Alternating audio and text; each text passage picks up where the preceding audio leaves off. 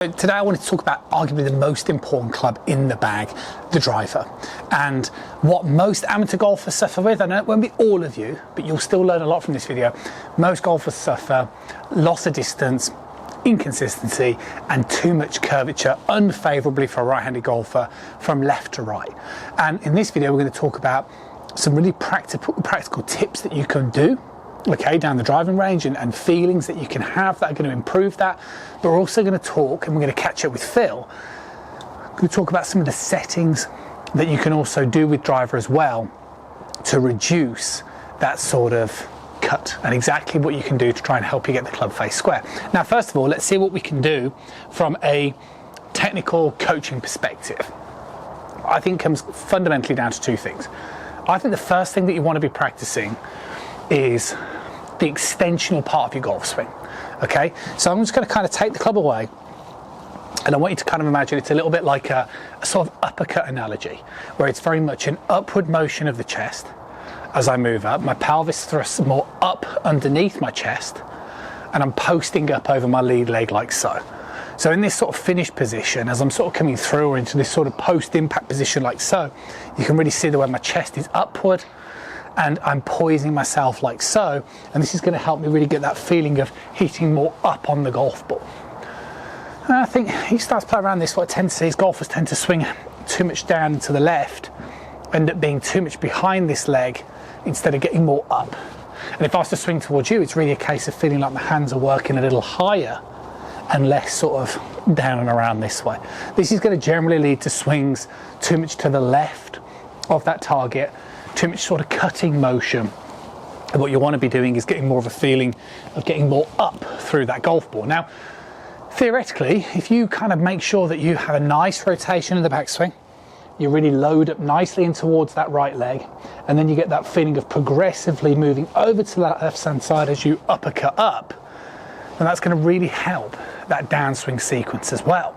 Again, big brave backswing rotation, get those shoulders to 90 degrees, and then more up. That's going to give you the capacity for space for your hands and arms to come down into. The only thing that you need to think about, release. Okay, you have to control the club face. I know there's loads of different advice. Some people say no, you don't have to rotate your arms, you just have to rotate your body. We'll talk about the release in more detail next week. But unless you have a really strong grip, that's the only way. If you have a really strong lead hand grip, then you don't need to think about any forearm rotation. Okay, but like, think of somebody like Daniel Berger as having a really strong grip. But for anybody else who has a slightly strong to neutral grip, or even a possibly weak grip, you're going to need forearm rotation to get the club face square. So you need to think about that. But what you want to be doing when you're sort of rotating through and you're doing some little swings, I think like a nice little tip is when you swing through as a rehearsal swing, you want to try and get your hands and the club head in line. Okay, I think that's quite a nice tip, because that stops golfers kind of feeling like they go a little too much around this way, swinging out to 1 o'clock, that's too much. You always want to match up the amount of forearm rotation with your hand path. So if I kind of looking down at you guys, I don't want to be over there, that's too much out to the right, I introduce more rotation, that's perfect. And that's going to give you that sort of blend of the correct amount of rotation you need. So I've had a couple of lessons where I've done that with recently, where I've had golfers either, like I say, they swing too much down and around and they're sort of here, okay, like so, they're down and around and they're this way, and I'm like, okay, you need to be more up, and then you need to let that club release a little bit more so it's in line with your hands, and that's made a massive difference for these sort of golfers. So that'd be a good tip for you. Now, if you can put both of those motions together, where you're more up and rolling, that's going to massively help you just sequence the whole thing. That club is going to be progressively back, move to my left, the club's going to progressively be dropping down nice and wide. That motion up is going to help that angle of attack. It's going to help us swing a little more to the right for a right-handed golf, which is what we need. And as long as we align that forearm rotation to help us get that club face square, then you're going to be in a really good position. So let's go and have a quick chat with Phil about what else you could do to the club to promote that draw shape. Drawing the driver is something that most golfers want to be doing. Yep. I would say probably, what, 75% of golfers suffering with a... I don't get too many people coming in saying, I want to fade it more. Yeah, okay. It's straight to draw. So, drawing the golf ball, we've already talked about a couple of technical aspects, but what I also wanted to do is I wanted to come here, chat to Phil about what golfers can do with their current driver, just to maybe change the settings on it a little bit to enhance that chances of drawing. So what are they looking to do in the driver? Okay.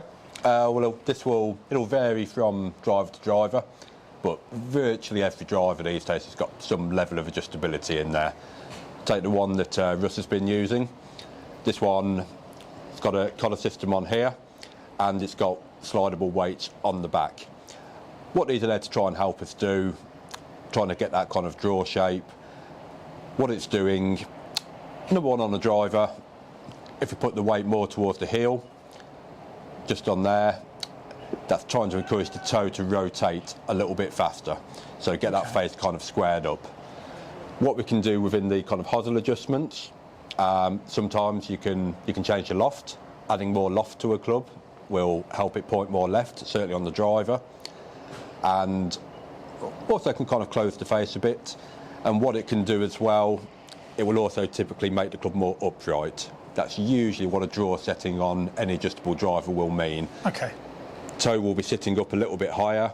The higher that toe sits, the faster it can rotate, gives us a much better chance of being able to square the face up, get it closing over.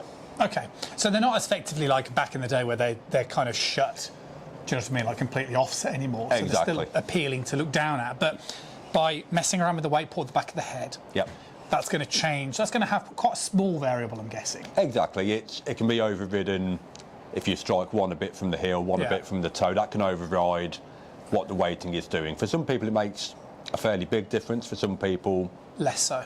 Less difference. And then the big one though is that basically when you're changing the setting in the head, effectively the club face is just aligning itself more to the left by being more upright and by messing around a little bit with the loft also helps the face point towards the left hand side. Absolutely. First thing I look at, someone who's struggling with hitting the ball to the right, see what loft they're using. Typically the lower the loft that people are using, the more it's like when you're on a hanging lie on the golf course, so the ball's below your feet or you're hitting off a down slope. The lower the loft or presenting less loft, the more right it's trying to point. That's a good analogy. Yeah. So you're basically hitting it off a uphill lie with that sort of setting, and that will help you hit the draw. Yeah, there's a reason why people typically hit their 3-wood. They can feel like they can draw it more or hit it straighter with a 3-wood.